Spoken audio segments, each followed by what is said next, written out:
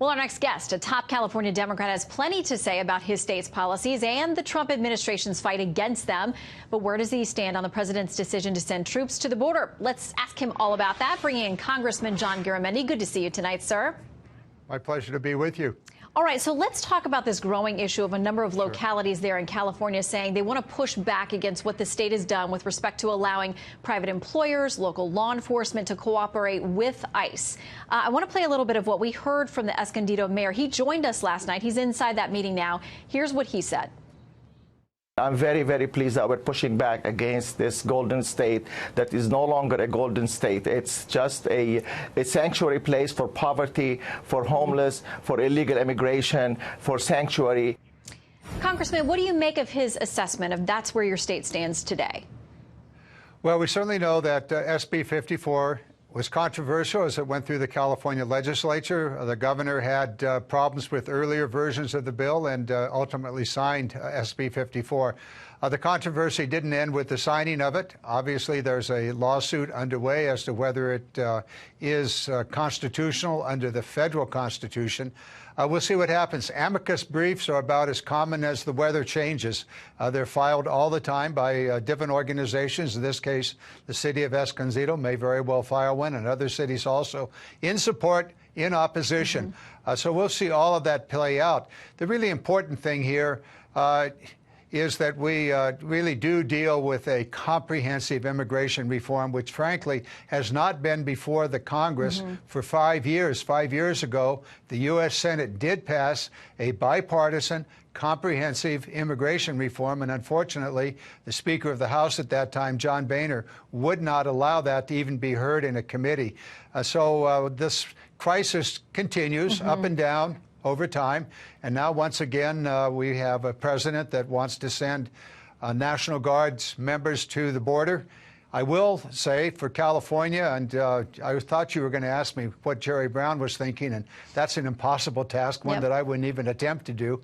But we do know that we have about 55 National Guard members permanently at the border. They rotate in and out. They do a variety of tasks. Their eyes and ears, some construction activities, some training programs and the like. So they've been there for years now and paid for by the federal government. Right. And we know that it's happened with multiple presidents, Republicans and Democrats alike. This is what the president says in his memorandum officially calling for the move of these troops. He says the situation at the border has now reached a point of crisis. The lawlessness that continues at our southern border is fundamentally incompatible with the safety, security, and the sovereignty of the American people. My administration has no choice but to act. He's talked about, and the Attorney General today also talked about how this is now on Congress. You've talked about that as well. Both of these administration figures pointing to you all and saying you've got to get something done. We know the last group of 4 packages that were an attempt to do something about DACA in the Senate, none of them could get to the 60-vote threshold to get moving. So what happens next? Well, we'll continue trying to. Those bills were principally about the DACA situation.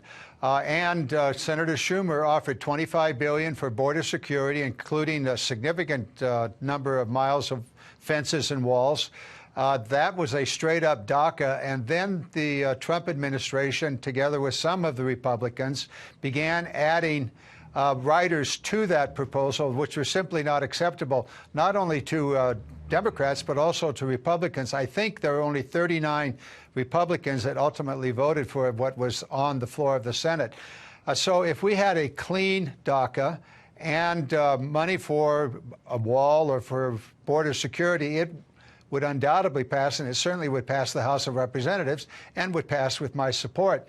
One thing to keep in mind as we look at these the presidential declaration, there seem to be 2 things that occur here simultaneously. One is an increased interest about border security and the advent of a very difficult midterm election for the president's party. 2006, that's exactly what happened. There was nearly well over 1 million illegal cross-border crossings at that time. It was also an election year, very difficult for President Yeah, Bush, and now 2010 right. with Barack Obama, the same situation. Right. And here we are once again. That's not to say there isn't a problem, but there is a coincidence here of a tough midterm election coinciding with send troops to the border. And sometimes that's what sparks a conversation and possibly gets something moving on the Hill. Congressman, we know you've been a part of those conversations.